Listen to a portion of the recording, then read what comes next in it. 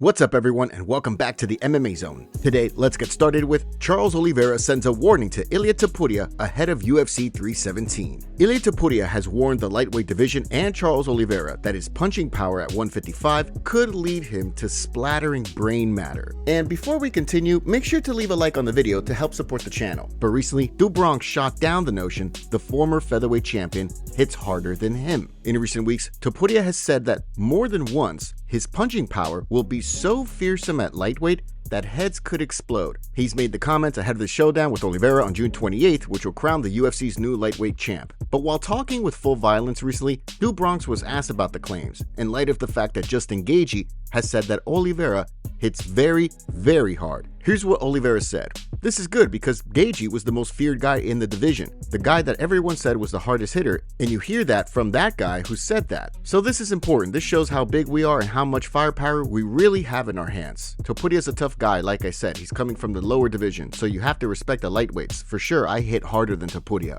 Do you think Oliveira does hit harder than Topuria? And could these comments indicate maybe he's underestimating the rising superstar? Well, all that aside, recently, Michael Bisping weighed in on the highly anticipated fight. Bisping proceeded to outline why he believes Topuria will win. I am leaning towards Ilia Topuria. I think the power in the hands is significant. Of course, he has the wrestling to probably be able to stop the takedowns, but more importantly, he's coming up to 155. I say this all the time. Everybody should move up a weight class and stop cutting so much weight. He looks big, he looks bulked up, he's going to be able to hit harder, he'll take a better shot, the cardio is going to be better, and just all round, he will be a much more improved athlete. What's your take on Bisping's prediction? Speaking of Ilia Topuria, he was interviewed by ESPN Deportes yesterday. During the interview, Ilia claimed that Charles Oliveira's style is perfect for him to get a first-round finish. This is what he had to say. Charles is a great fighter. I'd say he's a legendary fighter, one of the few still active in the UFC, but the truth is that his style fits perfectly with mine. To put him to sleep in the first round because he has no mobility, he doesn't move. Then Ilia Topuria unloaded on Paddy Pimblett during the interview.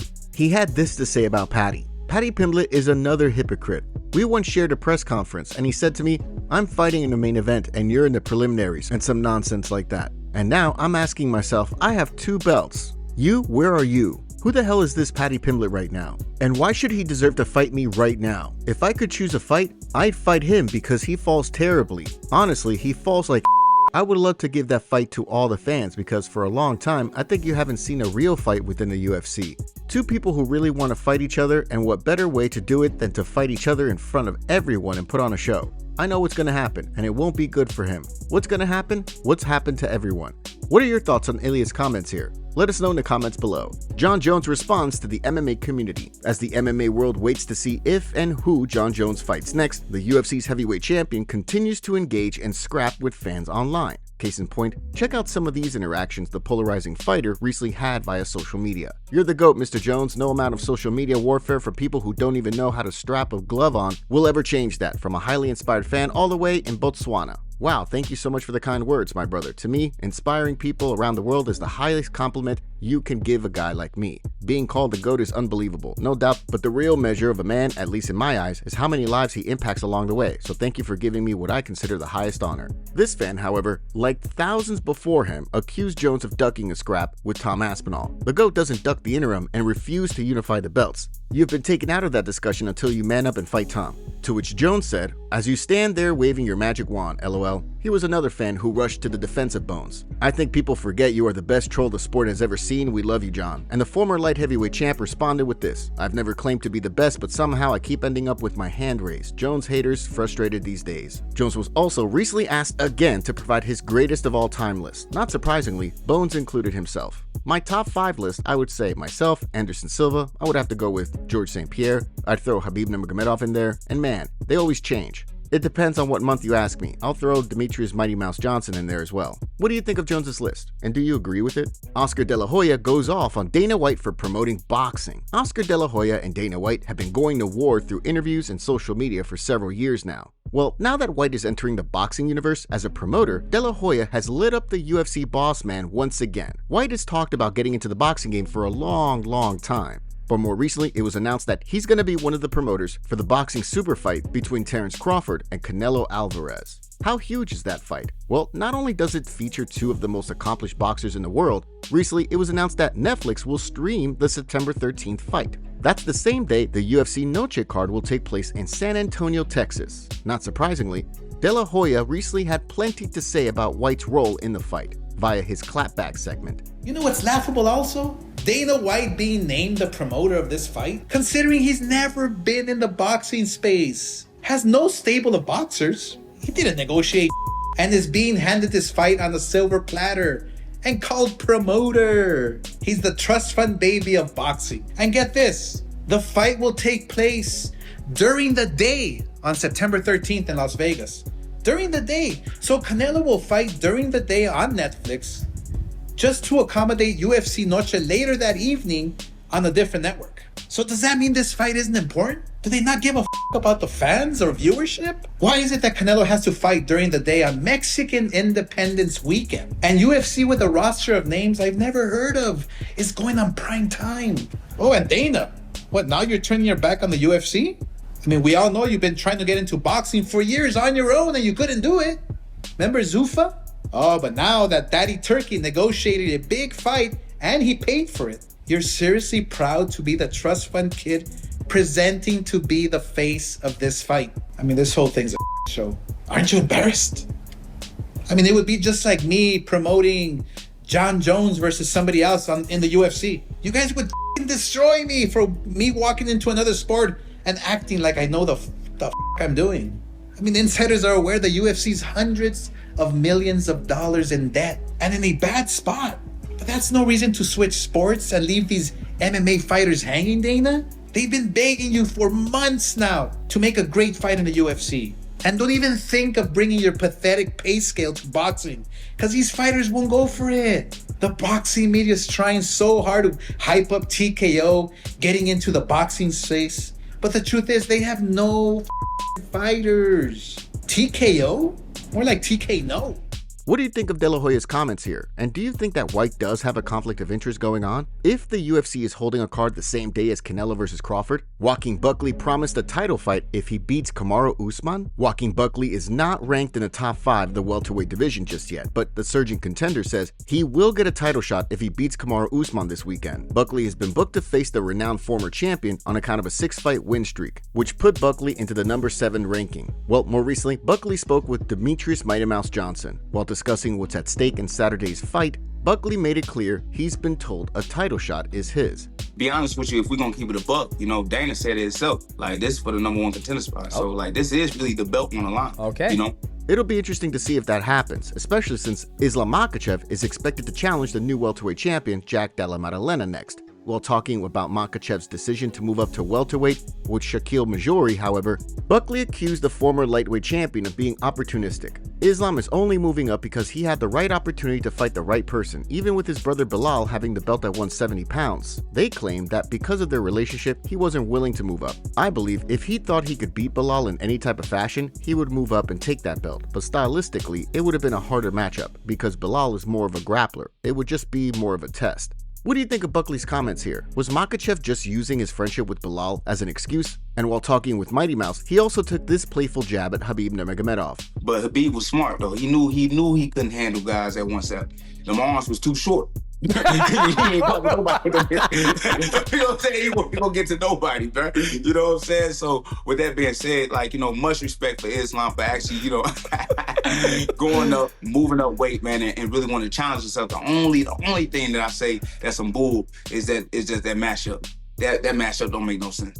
All joking aside, do you think Khabib could have been a force at 170? UFC updates. Okay, now let's take a look at some fight updates. It's being reported that featherweights Nate Landwehr and Morgan Charrier are going to battle on the UFC's July 12th card in Nashville. Landwehr is looking to get back on track after he was taken out by Do Ho Choi in December. Charrier, meanwhile, is coming off a unanimous decision loss to Nathaniel Wood in March. He is 3-2 in his last 5, but he could be in a must-win situation on July 12th. Recently, the Fighting Nerds reported that middleweights Gerald Meerschaert and Michael Oleksiejczuk will throw down at UFC 319 on August 16th. Meerschaert is looking to get back on track after dropping back-to-back fights to Rainier de Ridder and Brad Tavares. The veteran has been with the UFC since 2016 and is 2-3 in his last 5. Meanwhile, on the other side, Oleksiejczuk put away Cedric Dumas in April, which snapped a 3-fight losing skid. And the fighting nerds are also reporting that Shi Ming will fight Bruna Brazil at UFC Shanghai August 23rd. Ming took out Xiao Kan Feng in November and has won 5 in a row.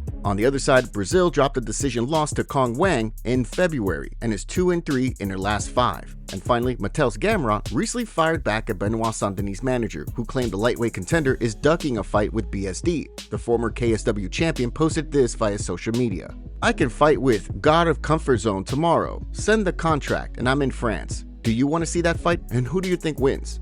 Alexander Volkanovski talks about his next UFC fight. It remains to be seen when and who Alexander Volkanovski will fight next, but the legendary featherweight is reporting that Yair Rodriguez's name keeps coming up. That may not go over too well with a lot of fans. Not long ago, it was reported that the UFC was looking at having Volk fight Yair at UFC Noche, September 13th. Since Volkanovski stopped Rodriguez in 2023, a lot of fans were quick to voice their displeasure with these plans. Since then, it's been announced that UFC Noche will no longer be a pay-per-view, which will very likely mean that it has no title fight booked for it. Well, more recently, Volkanovski reported the following while discussing his next fight via social media.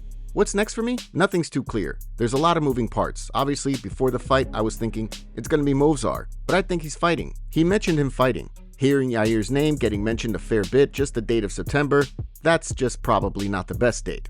I'm having a baby that month, so if he could work around that, that would be better. So we'll just see what's happening. Again, a lot of moving parts. We're planning on having a chat with the boss, Dana White, and Hunter Campbell very soon, so we'll see what's going on. It certainly does seem like a lot of fans want to see Volk battle Movsar Evloev next, but he's rumored to be fighting Aaron Pico at the UFC's Abu Dhabi card on July 26. Who do you want to see the featherweight king fight next? Kayla Harrison responds to Demetrious Johnson comments. Now that Kayla Harrison holds the UFC's bantamweight crown, plans are in motion to have her fight the legendary Amanda Nunes next. Well, one person who doesn't believe that's a good idea for Harrison is Demetrious Johnson, and the decorated judoka has responded to Mighty Mouse. Not long after Harrison submitted Juliana Pena at UFC 316 to win the bantamweight crown, Nunes was brought into the cage to promote a showdown with the new champion. Since then, Johnson argued that's a bad idea for Harrison, to which she told MMA Junkie this: "I mean, everyone's entitled to their opinion. He gets paid to give his opinions, so fair play to him. I live my life out loud, so there's a lot of room for people to have their own thoughts and speculate or comment on my life and my choices.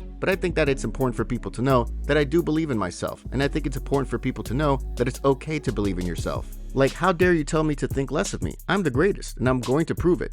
And via social media, the decorated fighter also sent this Johnson's way: "Big fan of Mighty, bigger believer in myself." Another reason the Harrison-Nunes fight is so compelling is because both women trained at American Top Team before Nunes decided to depart, since she expected to fight Harrison. While talking to MMA Fighting, she had this to say about Nunes leaving and whether they spent a lot of time training together at ATT. "No, we were not main training partners. We weren't in the same promotion. We weren't in the same weight class. I always made myself readily available. I made it very clear. If ever need a drilling partner, you need a punching bag, you need anything. And Mike Brown knew that. Amanda knew that. Everyone knew that. But we trained not a lot. That was okay. I see Dustin Poirier and Dakota Bush and Grant Dawson and Mateusz Gamrot and all these guys training together every day, leveling up. So for me, it's like we might fight someday, but let's level the up. Let's go. But we didn't train a lot, and I'm okay with that. That was her choice." What do you think of Nunes' decision to leave ATT? Justin Gaethje goes off on the UFC and demands title fight. Recently, we reported that Justin Gaethje wasn't too happy with the UFC for not receiving a title shot. And before we continue, we have a favor to ask. Help us reach 200,000 subscribers on MMA Zone by subscribing and turning on notifications for daily MMA content. Seriously, we rarely miss a day. Well, now, it looks like Justin has come out and expressed his anger for the UFC for how they've been treating him by not giving him the title shot.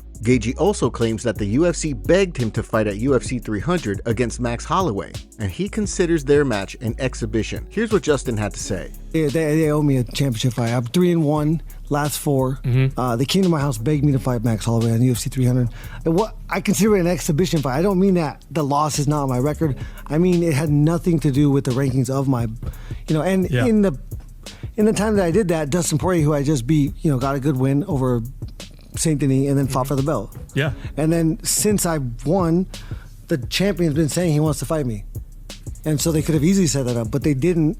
Then he vacates, and then Oliveira's 2-2 in his last fight. Already has a loss to Makhachev, and they bring a brand new guy in, and I get again. So I'm not gonna fight any of these for fun unless they pay me so much more money. I'm gonna take a risky fight, and if I lose, I'm gonna be set up, and if I win, I'm fighting for a belt.